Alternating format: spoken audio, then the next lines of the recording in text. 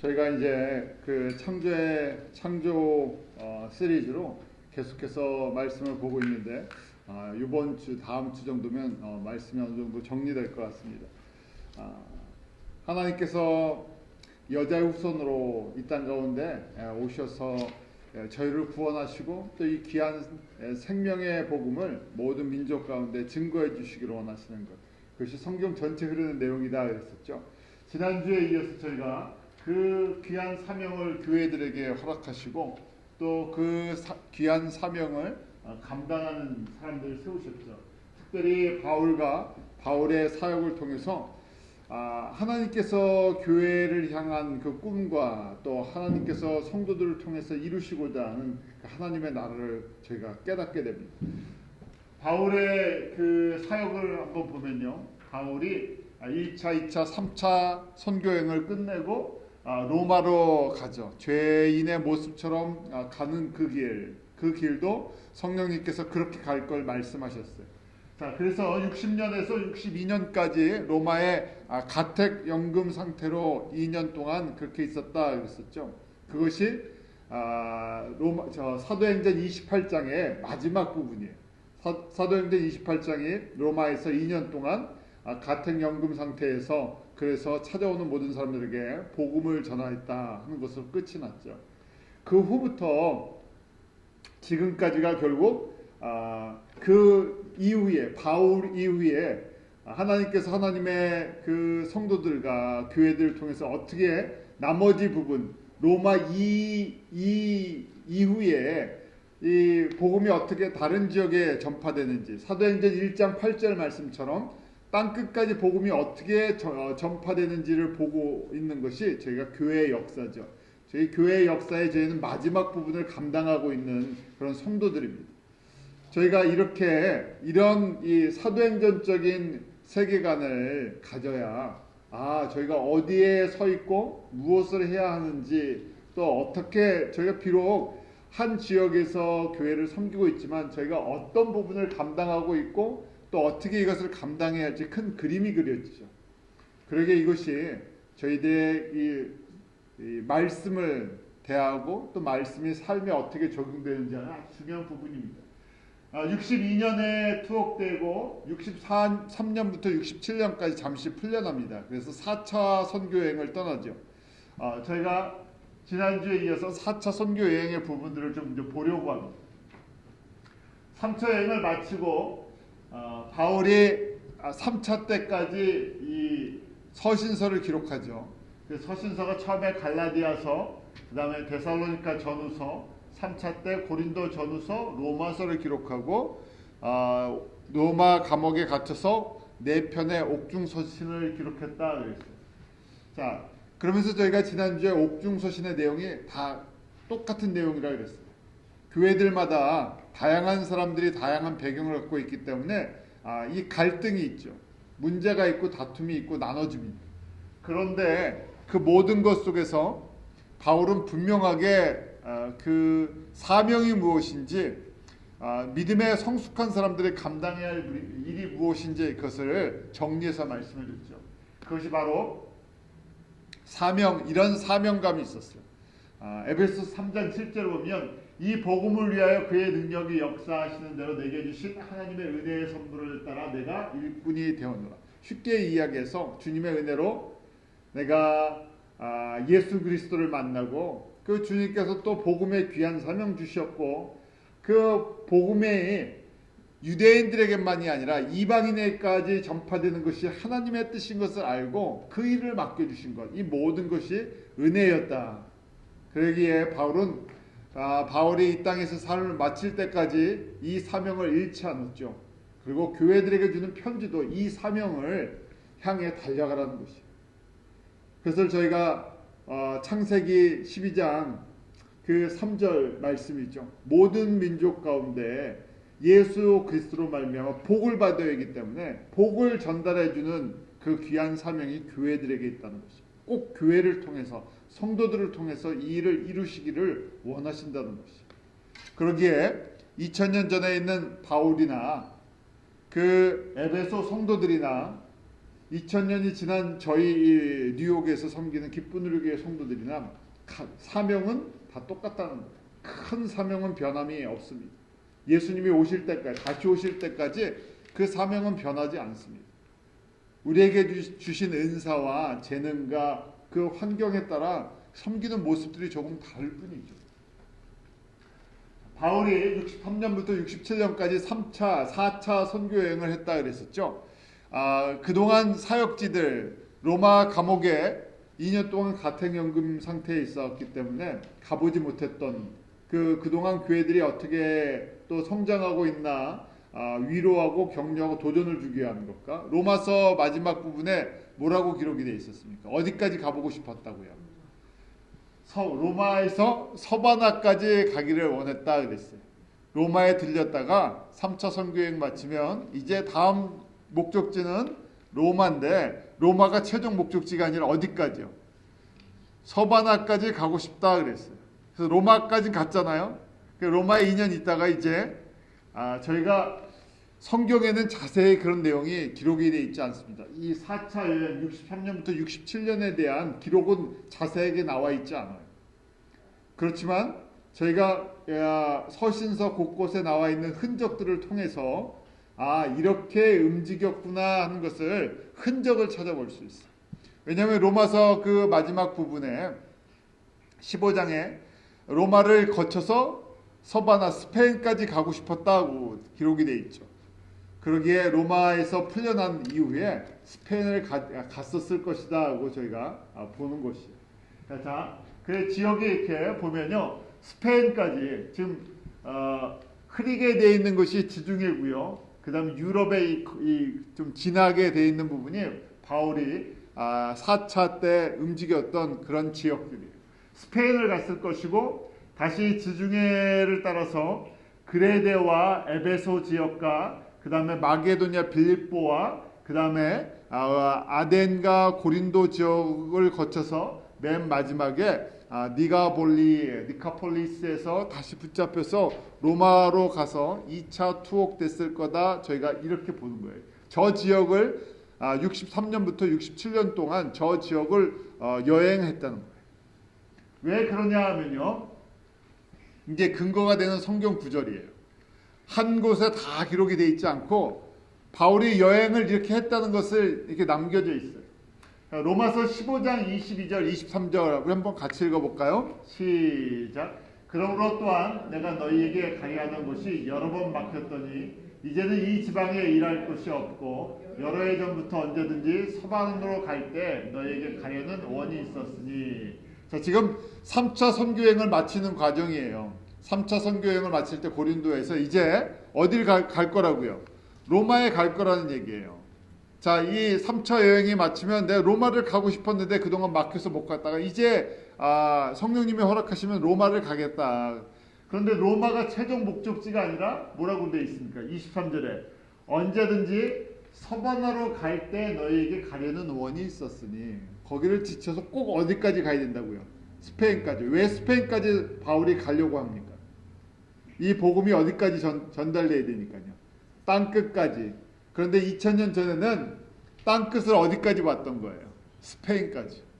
왜냐하면 스페인 너머에 이 대서양 너머에 아메리카가 있다는 것을 몰랐었죠. 아메리카를 누가 발견합니까?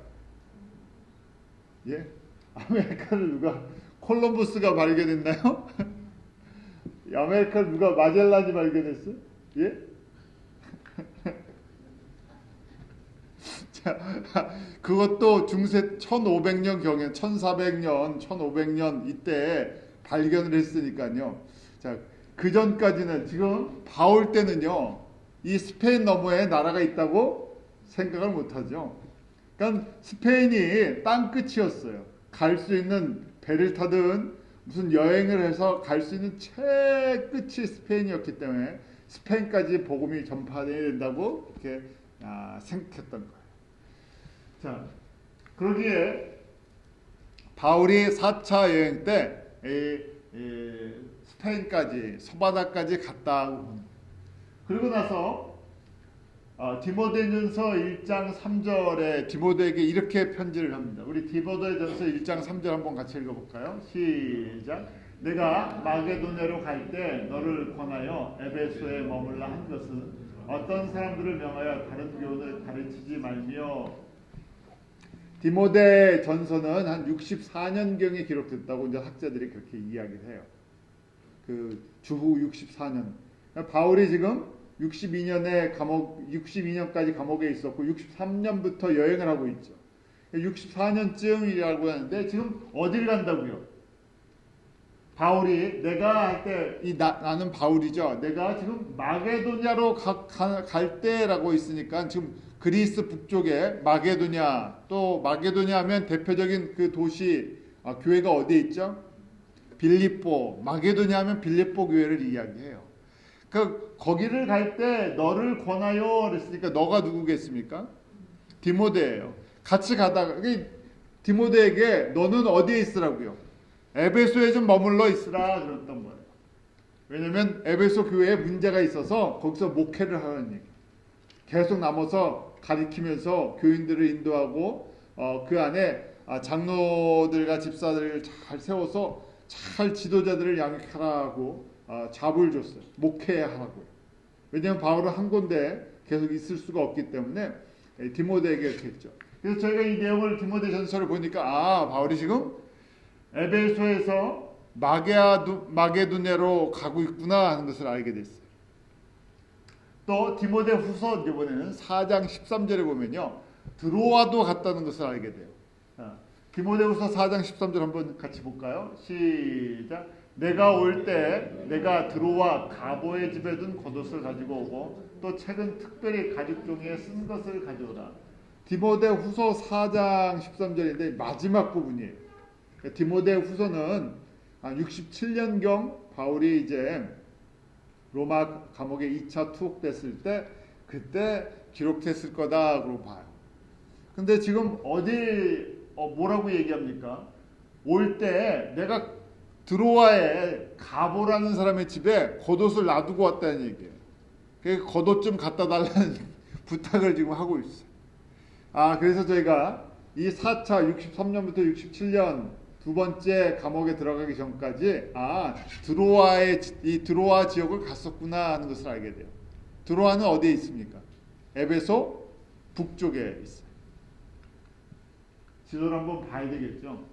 지금 저희가 내용을 보면 이 에베소랑 드로아 지역을 가서 또 그 건너편 빌립보도 가 있다. 그러니까 순서는요. 빌립보에서 드로아를 거쳐서 에베소로 갔는지 정확하게는 저희가 내용상을 보면 빌립보에 일찍 갔어요. 그런데 에베소에 있다가 빌립보로 갔죠. 또 드로아의 집에 갔던 그 흔적이 남아 있어요. 드로아의 가보의 집에 이건 2차 투옥되기 전이었죠. 또 네 번째 보면요. 빌립보 지역에 간 걸 알죠. 디모데전서 1장 3절에 마게도냐로 갈 때라고 얘기하니까 마게도냐를 간다는 것은 빌립보고요. 빌립보 교회는 누구의 집에서 시작됐습니까? 자주장사 루디아의 집에서 시작했죠.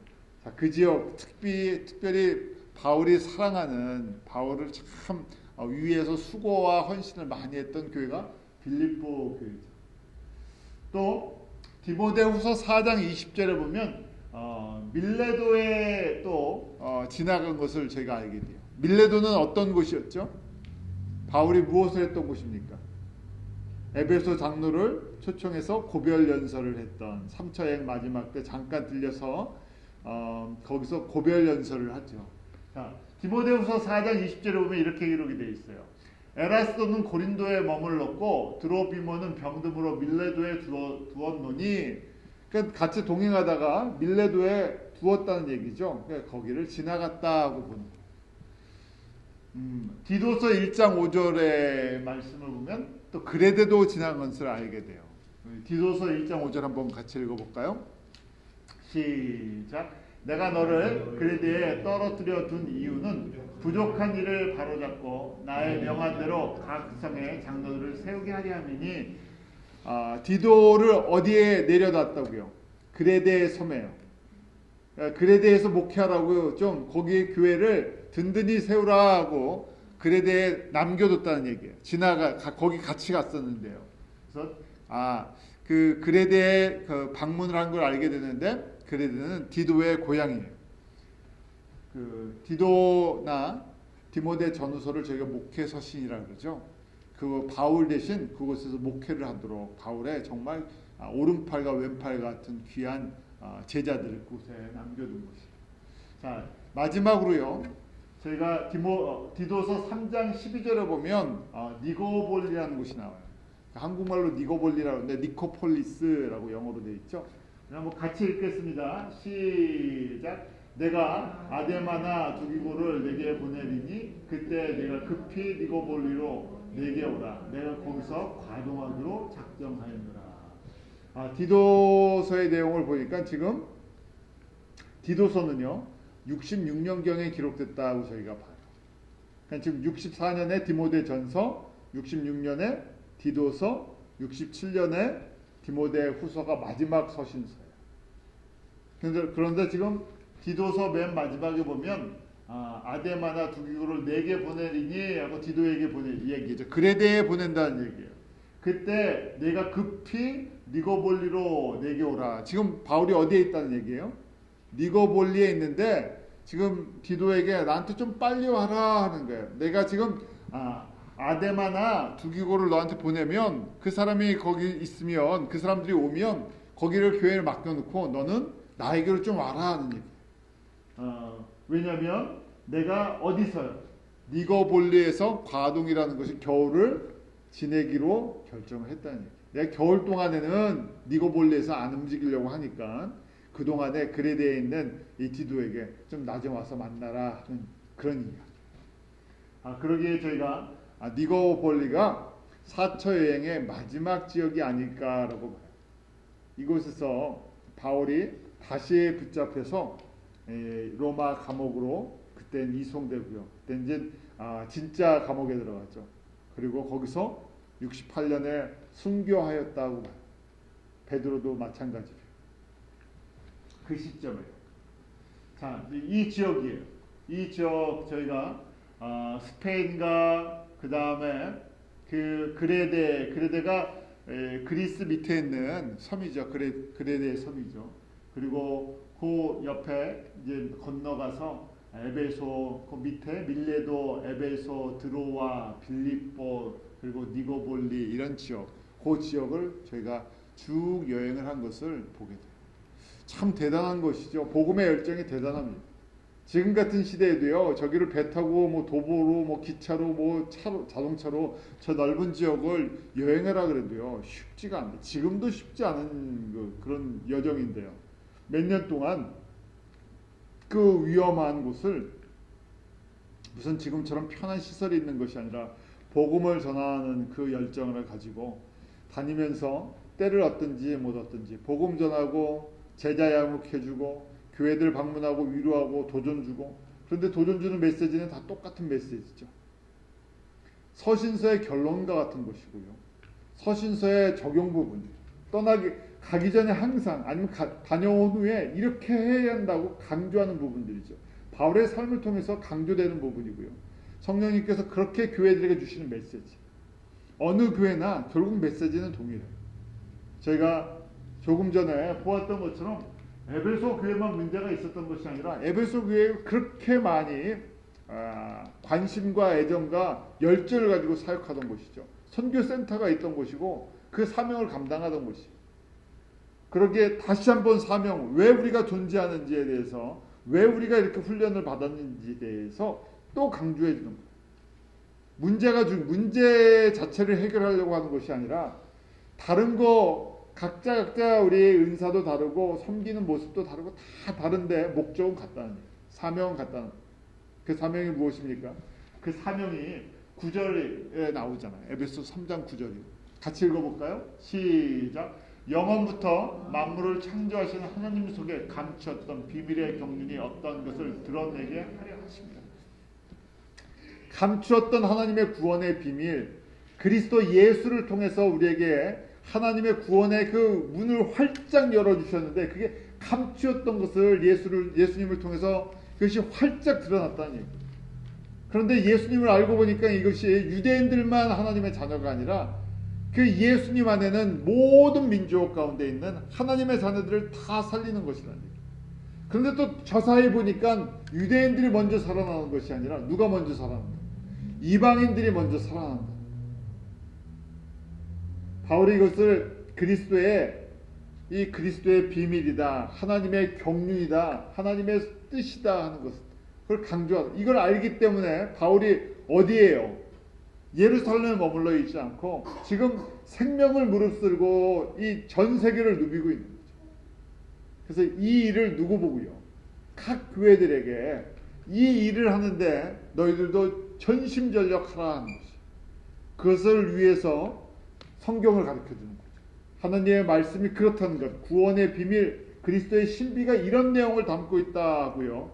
그것을 장로들과 집사들과 교회 지도자들을 세워서 가르쳐주는 그 일을 지금 그 역할을 하는 것이 목회자들, 바로 디모데와 디도였던 것이죠. 그 마지막으로 이 니고볼리가 어디 있냐면 아가야 지역에 이 지금 고린도에서 북서쪽 저쪽 위에 니코폴리라는 그 도시가 있죠. 거기에서 있다가 마지막 붙잡혀서 로마로 이송됐다. 저희가 그렇게 보는 겁니다. 자, 4차 여행 때 세 권의 이제 서신서를 세 편의 서신서를 씁니다. 그러니까 4차 여행 때요. 63년부터 67년. 첫 번째가 디모데 전서예요. 64년에 어디서 썼냐면요. 빌립보에서. 지금 마게도냐 빌립보에서 이 디모데에게 보내는데 디모데는 지금 어디서 목회하고 있어요? 에베소에서 목회를 하고 있어요. 그래서 에베소에 있는 이 디모데에게 편지를 써주는데요. 그 편지의 내용을 저희 잠깐만 볼까요? 2절부터 4절이요. 같이 읽습니다. 시작. 믿음 안에서 참 아들 된 디모데에게 편지하노니 하나님 아버지와 그리스도 예수 우리 주께로부터 은혜와 긍휼과 평강이 내게 있을지어다. 내가 마게도냐에 갈 때 너를 권하여 에베소에 머물라 한 것은 어떤 사람들을 명하여 다른 교훈을 가르치지 말며 신화와 끝없는 족보에 착념치 말게 하려 합니다. 이런 것은 믿음 안에 있는 하나님의 경륜을 이름보다 도리어 변론을 내는 것이라. 자, 지금 에베소 교회가 개척된 지 얼마나 흘렀습니까? 에베소가 언제 개척됐죠? 2차 마치고 3차 때 2차 마치면서 누구를 보냈어요? 개척팀으로요. 브리스길라와 아굴라를 바울이 방문하면서 남겨두죠.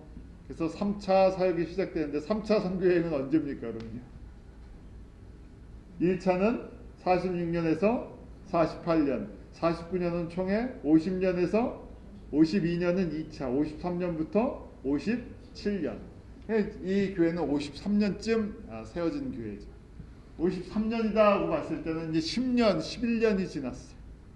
11년이 지났는데 벌써 이 안에 거짓 교사들, 그 다음에 유대인들의 어떤 영향으로 인해서 뭐 신화와 족보, 뭐 관례 이런 것 복잡한 내용이 여기 다 섞여버렸다.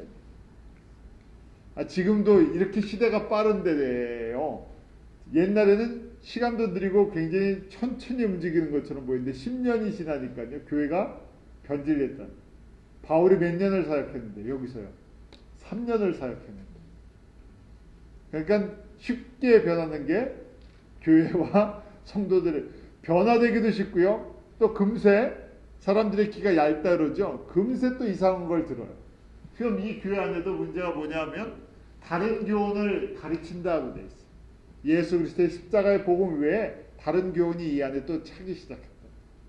그렇기 때문에 지금 4차 선교 여행할 때 이 디모데를 이곳에 보내서 목회하라고 해요. 잘 목회하라고 남겨뒀던 것이죠.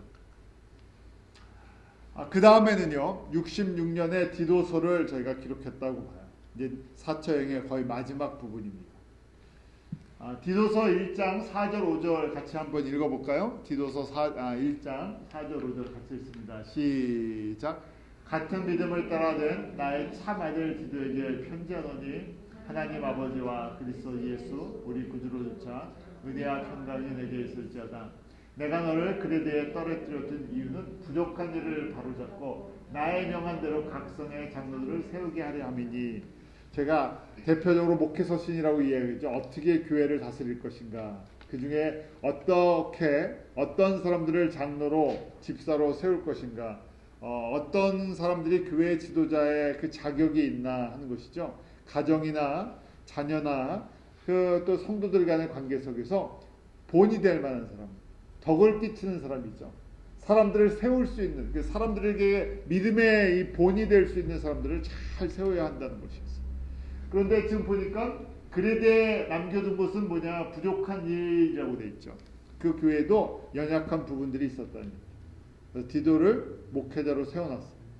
그러고 나서 이렇게 교회는 섬기고 이렇게 지도자들을 양육해야 된다 하고 디도에게 써주는 거죠. 야, 디모데 전서도 이렇게 돼 있잖아요. 믿음 안에서 참 아들 된이라고 돼 있고요. 디도도 같은 믿음을 따르던 나의 참 아들, 굉장히 귀하게 여기는 두 명이죠. 내가 영적으로 예수님께서 나에게 준 믿음의 아들들이라는 거예요. 그래서 소중하게 여기는 교회에 목회자로 그게 남겨두는 것입니다. 바울을 대신해서. 세 번째는요, 이제 디모데 후서예요. 로마에서 마지막 편지를 쓰고 있어요.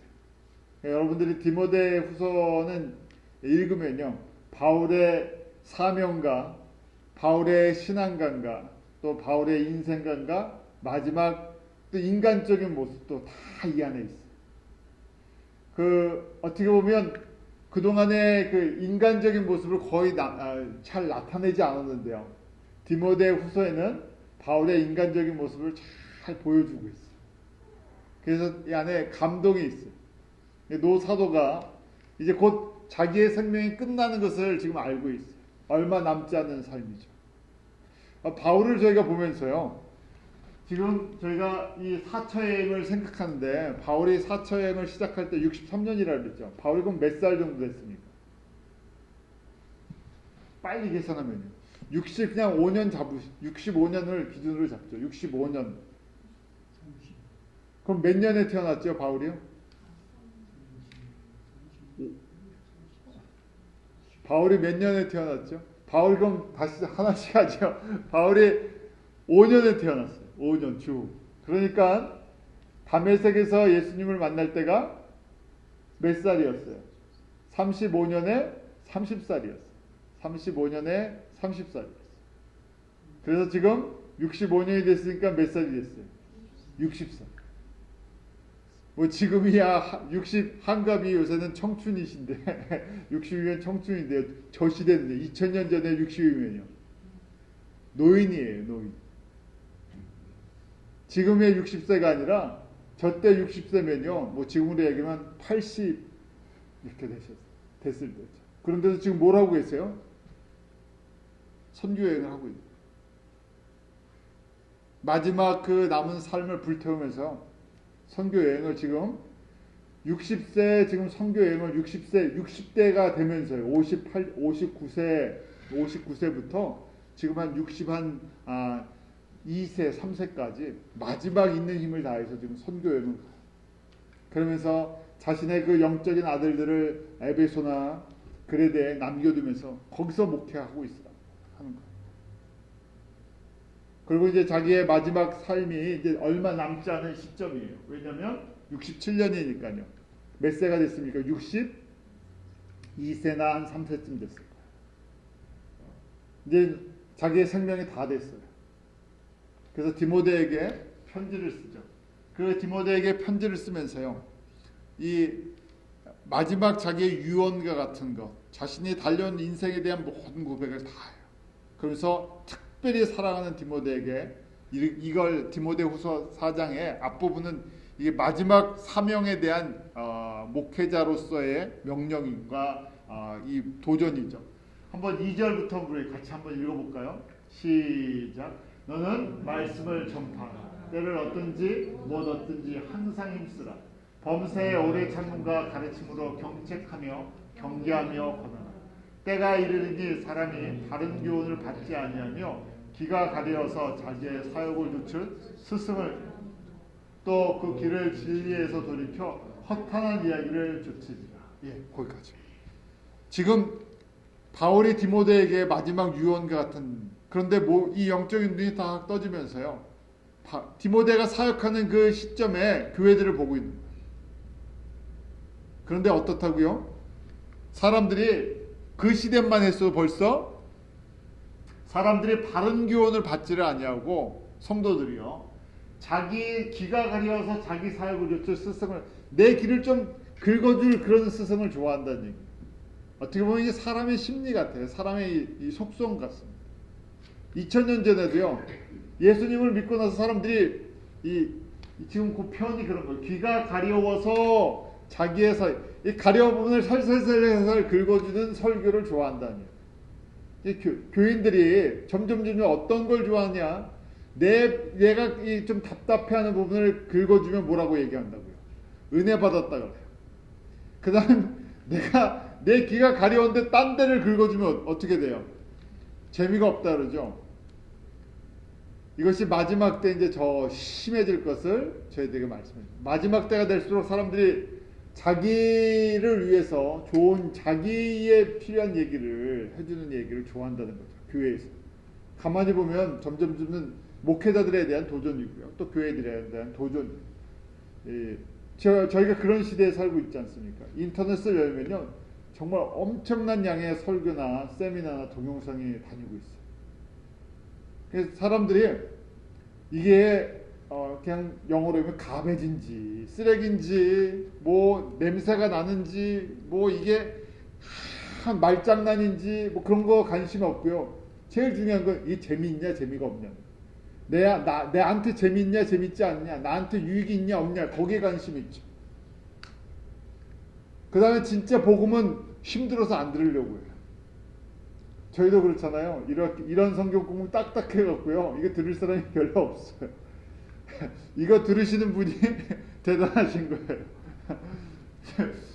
사람들이 점점 복음 자체를 들으려고 하잖아요. 복음이 누굽니까? 예수님에 대한 것이. 예수님이 누구시고, 예수님이 왜 이 땅에 오셨고, 예수님이 우리에게 주신 사명이 무엇이고, 그것을 우리가 순종하는 것이 예수님을 사랑하는 거예요. 사랑하기 때문에 순종하죠. 내가 좋아서, 그냥 무조건 좋아서 재밌어서 하는 것이 아니라 사랑하기 때문에 하는 거예요. 그렇잖아요. 집에서 자녀를 돌보든지 가정을 돌보고, 그 다음에 뭐 음식을 하고 빨래를 해주고 뭐 바깥에 나가서 일을 열심히 하는, 가장 기본적으로 깔려있는 것은 가족을 사랑하기 때문에. 가족을 사랑하기 때문에 내가 헌신하고 희생을 해서 가족들이 행복하고 평안하다면 이게 부모의 마음 아니에요? 내가 사랑하기 때문에 희생하는 거죠. 저희가 바울이 왜 이 일을 하겠습니까? 바울이 왜 이 일을 하겠어요? 이 일을 안 해도 되는 사람인데요. 지금 마지막 생명이 있는 그 순간까지 관심은 이것뿐이 없어요. 이 땅에서 이제 남아있는 삶이 몇 달이 되지 않습니다. 그 삶도 편한 삶이 아니죠. 로마 감옥에서 이제 언제 죽을 줄 모르고 기다리고 있는 삶이에요.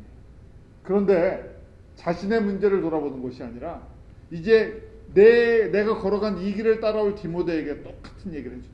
디모데야, 다른 거 하지 말고요, 똑같은 일을 하라는 얘기. 내가 사역할 때보다 너가 사역할 때가 더 힘든 시대가 됐다는 얘기. 그렇지만 말씀만 전하라는 얘기죠. 사람들이 듣지 않아도 자기 귀를 긁어줄 그런 사람들을 많이 찾는데 낙심하지 말고 계속 복음을 전하라는 얘기. 자, 5절부터 우리 8절까지 또 한번 읽어보겠습니다. 시작. 그러나 너는 모든 일에 근신하여 고난을 받으며 전도인의 일을 하며 내 직무를 다하라. 반지와 같이 벌써 내가 부음이 되고 나의 떠날 기약이 가까웠도다. 내가 선한 싸움을 싸우고 나의 달려갈 길을 마치고 믿음을 지켰으니 이제 후로는 나를 위하여 의의 면류관이 예비되었으므로 주 곧 의로우신 재판장이 그날에 내게 주실 것이니 내게만 아니라 주의 나타나심을 사모하는 모든 자에게. 이 말씀에 바울의 깊은 애정과 도전과 사명이 다 들어있죠. 그런데요, 이 말씀이 그냥 바울의 개인적인 감정이 아니라 복음을 위해서 달려가는 사람들에게 주는 사랑의 메시지. 근데 이렇게 살려 그러면요, 지금 8절 말씀처럼요, 나를 위하여 이제 후로는 나를 위하여 의의 면류관이 예비되었으니 곧 주 곧 의로우신 재판장이 그날에 내게 주실 것이니, 주님께서 의로운 재판장이 되어 주셔서 우리의 모든 것을 정리하시는, 결산하시는 날이 있다는 것을 반드시 믿어야 됐어요. 바울은 그것을 믿었어요.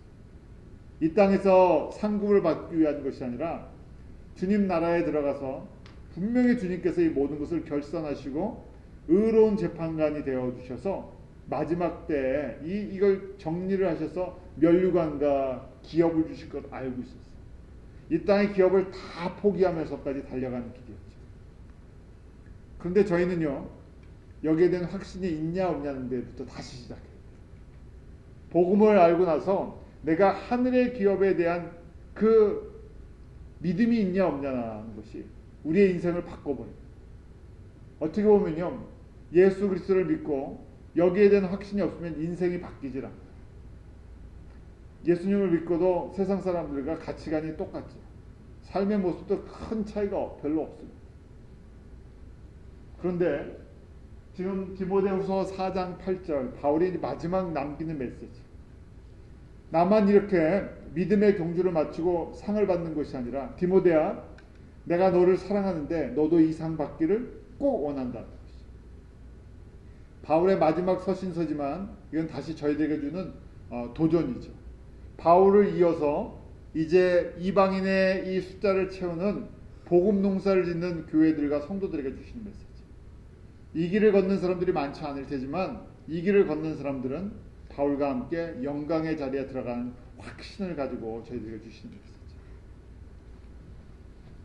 그러니까 이걸 아니까요, 모든 일에 근신할 수 있고요, 또 고난을 받을 수도 있고, 그러면서 이 복음의 사명을 계속 감당해 나가는 것이죠. 이 그림이 없으면요, 저희가 어떻게 계속해서 그 길을 걸어가겠습니까? 고난을 받으면 좋아할 사람이 어디 있겠고요, 그 환난과 어려움과 역경이 있으면 그걸 좋아할 사람이 어디 있겠어요. 그러니까 예수를 믿고 다 잘 되는 것만 원하죠. 그러니까 잘 되면 뭐 하겠습니까? 잘 돼서요, 세상의 것을 더 남기기 위해서요, 저희가 그렇게 살아요.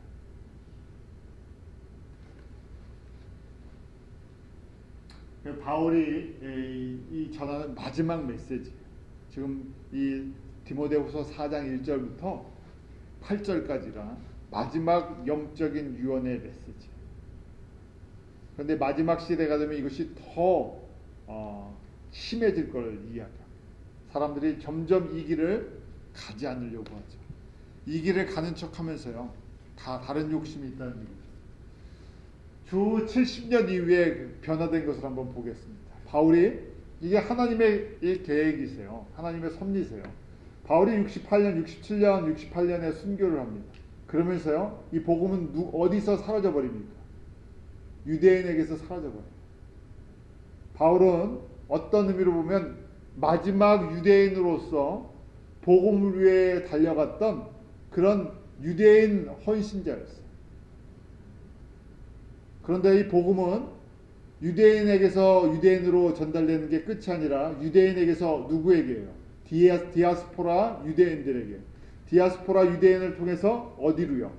이방인으로요. 바울은 그 중간 역할을 했던 사람이에요. 유대인, 철저한 유대인이었지만 하나님의 뜻이 유대인을 복음화시키는 것이 먼저가 아니라 이방인들이다 해서 이방인들에게 복음을 전하기 위해서 이방인 선교센터를 세우고요, 이방인 제자들을 훈련시키고요, 이방인 사역자들을 쫙 준비시켜놨어요. 왜냐하면요, 곧 유대인에게서 복음이 끝나고요, 이방인 시대가 열리기 때문에. 사도행전이 시작되는 주후 30년부터 사도 바울이 순교하는 약 주후 68년, 약 40년 동안은요, 지금 이 전환점이었어요. 복음이 유대인에게 전해졌지만 이 복음이 유대인을 추수하는 것이 아니라 거기서 영적으로 눈뜬 유대인들이, 디아스포라 유대인들이 복음을 이방인들에게 전해주는 어떤 발판을 쫙 마련했어요. 그리고 정확하게 바울이 죽고 나서 순교당한 이후에 주 70년에 예루살렘이 멸망하죠. 이스라엘이 멸망을 합니다. 돌 위에 돌 하나 남지 않고 완전히 무너져 버려요. 예루살렘 교회는 어디로 갔는지 흔적도 없어져 버리고요.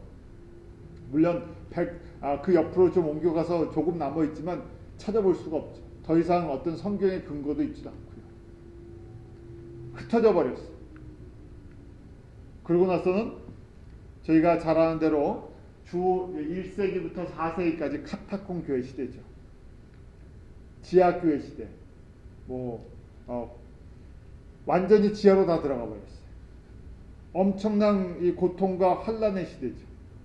결국 지금 저희가 이 흐름을 봐야 바울이 디모데에게 이 메시지를 남겨주는 이유를 저희가 알 수 있어요. 저희는 영적인 이 시대감이 없으니까요. 이 글을 읽어도요. 이게 무슨 말인지 감을 못 잡습니다. 지금 바울이 곧 지금 내 시간이 얼마 안 남았는데 나보다 누가 더 걱정된다는 얘기예요. 이게 인간적인 걱정이 아니라 누가 더 힘든 사역을 감당해야 한다는 거예요. 디모데와 남은 사람들이요. 지금부터 시작해서 네로 시대죠. 67년, 68년 이 네로 황제 이후에 엄청난 박해가 교회들에게 닥칠 것을 지금 알고 있는 거예요. 그런데 사람들은 어디에 관심이 있다고요? 복음과 하나님의 나라에 대한 관심이 없으니까요. 세상에 관심이 있으니까 환란이 닥치면 어떻게 되겠어요? 다 떠나버릴 거예요. 근데 그걸 더 좋아한다는 얘기예요. 사람들이. 어디에 하나님의 나라, 예수 그리스도의 재림과 하나님의 나라에 대한 관심보다 이 땅에 대한 관심이 사람들이 더 많다는 거예요. 교회 성도들이. 2000년 전에. 그러니까 뭘 안 듣는다고요? 복음의 말씀과 그러니까 초림과 재림의 이 예수 그리스도 하나님의 구원의 이 신비를 안 듣는다는 얘기예요. 여기에 순종하지 않는다는 얘기예요. 그러니까 내 귀를 긁어줄 내 가려운 데를 긁어줄 세상 스승과 같은 사람들을 그렇게 찾는다는 얘기예요. 그리고 바울이 이렇게 믿음의 도전을 던진 이후에 본인이 죽고 2년 후부터 엄청난 물결의 박해가 시작되죠. 무려 200년 넘도록 박해가 시작됐어요. 1, 2년이 아니고 200년 동안 완전히 박해로요. 교회가 밖으로 나올 수가 없었어요.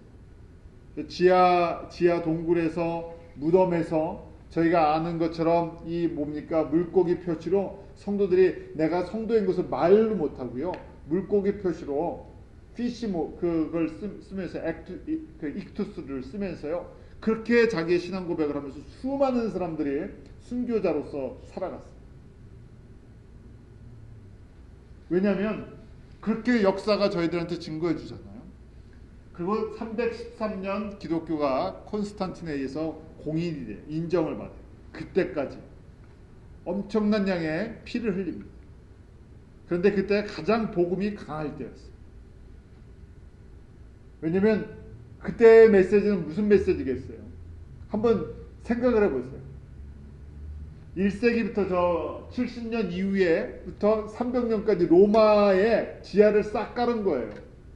오픈이 됐을 때 로마를 변화시킬 수 있는, 전 세계를 움직일 수 있는 파워가 그 소수의 헌신자들이 깔리면서 있었어요. 하나님께서 그렇게 깔아버리셨죠. 그 200년 동안 들었던 메시지가 어떤 메시지일까 한번 생각을 해보세요. 지금 전해주는 다 그런 건 아니겠지만요. 이 시대에 같은 메시지를 전해주면 저 지하에 있었던 성도들이 그 메시지를 듣고 이 힘이 나겠습니까? 아니에요. 세상의 모든 것을 포기하고 예수님을 따랐다는 사람들. 세상에 무엇을 받기 위해서 예수님을 따른 것이 아니라 예수님 자체가 하나님의 아들이시기 때문에 부인할 수 없기 때문에 세상의 것을 다 잃어버리면서 죽을 각오를 하고 따라갔다는 사람. 그런데 지금은 저희가 어떤 메시지를 받겠어요? 세상 메시지로 바꿔버렸어요. 힘이 없죠. 교회가 많고요. 성도가 많은데요. 힘이 없습니다. 근데 그렇게 주님께서 또 역사를 하세요. 한번 볼까요? 지금 잠깐 2000년의 역사를 보면요. 저희가 어디에 와 있는지를 알게 돼요. 그러면서 하나님께서 다시 문을 활짝 열어버려갖고요. 로마가 기독교를 받아들이죠. 그것이 313년이고요. 그 다음에 590년에 첫 교황이 선출이 돼요. 이때부터 저희가 중세다 그러고요. 로마 카톨릭 지금 이 중세 교회가 시작되는 거죠. 590년부터 1517년 종교 개혁이 있을 때 이 1000년 동안을 중세 시대다, 캐톨릭 시대, 뭐 교황 시대다 이렇게 이야기하죠. 그러면서 영적으로는 암흑 시대예요. 이 1000년 동안에 영적으로는 캄캄해져 버린 시대.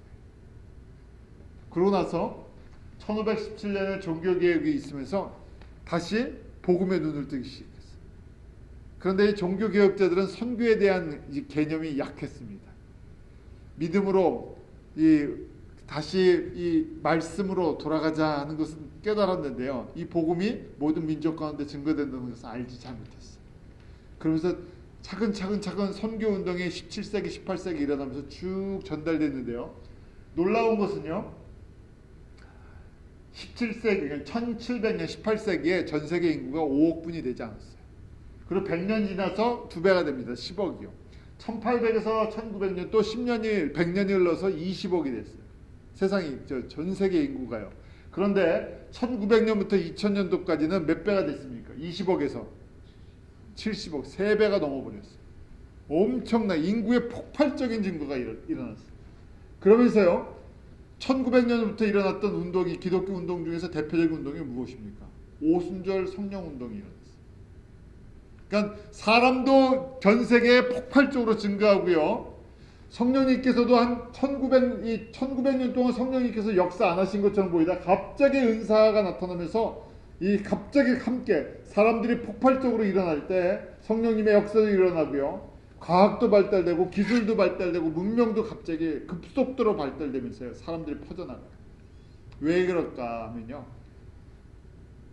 주님께서 이 시대에 추수할 사람들이 더 많이, 이 시대에 하나님께서 추수할 하나님의 백성들을 많이 나오게 하시고 추수하라고 이렇게 밭을 만들어 버리셨어요. 그러기에 과거 1900년 동안 사람들이 상상도 못할 방법과 또 속도와 또 그런 헌신자들을 통해서 복음이 놀랍게 모든 민족 가운데 지금 퍼져나가고 있죠. 1900년 동안 행한 일이 과거 40년 동안에 행하는 양과 같아져 있어요. 저희가 그런 시대에 살고 있어요. 마지막 모든 것이 다 폭발적이에요. 사람 늘어나는 것도, 복음 전달되는 것도, 교회도 그만큼 또 혼란하면서요. 저희가 이 21세기를 보면서 주님께서 저희들에게 이렇게 역사를 하고 계신다 하는 것을, 그러면서 우리에게 주시는 사명은 바뀌지 않습니다. 교회를 향한 하나님의 꿈은 교회가 존재할 때까지, 예수님이 다시 오실 때까지 똑같은 것이죠. 바울이 저희가 이방인 추수에 첫 발판을 깔고 그 기틀을 마련했으면요, 저희는 마지막 추수하는 일꾼으로 부름을 받은 진짜 마지막 시대의 사람들. 한번 이 큰 그림을 보면서 우리가 어떻게 준비하고 어떻게 주님 앞에 살아갈 것인가, 저와 여러분들 숙제죠. 그렇게 날마다 기도하는 은혜가 있기로 합니다. 기도하겠습니다. 하나님 아버지, 저희들에게 주시는 이 귀한 복음의 능력과 사명을 깨닫게 하시고 하나님의 구원의 신비에 저희가 참여할 수 있는 은혜를 받게 하여 주시옵소서. 아버지 하나님, 저희도 저희의 간지러운 길을 긁어줄 그런 세상 이야기를 좋아합니다. 그런 사람인데도 불구하고 저를 주님의 장중에 붙잡아 주시고 예수 그리스도의 복음을 위해 살아갈 수 있는 이러한 귀한 말씀의 도전을 매일매일 저희 가운데 허락해 주심을 감사합니다. 예수 그리스도의 복음을 위해 그 바울처럼 그 길을 걸어갈 수 있도록 저희 한 사람 한 사람에게 믿음과 은혜를 주시고 성령님께서 인도하여 주셔서 우리의 삶이 결코 헛된 삶이 되지 않도록 다시 오실 예수 그리스도를 온전히 바라보게 하여 주시고, 그 바울을 통해 성령님께서 주시는 이 마지막 때의 메시지, 정말 저희도 의의 면류관 주의 영광에 참여할 수 있도록 저희들에게 거룩한 비전과 그 도전 허락하여 주시옵소서. 예수님의 이름으로 기도드리옵나이다.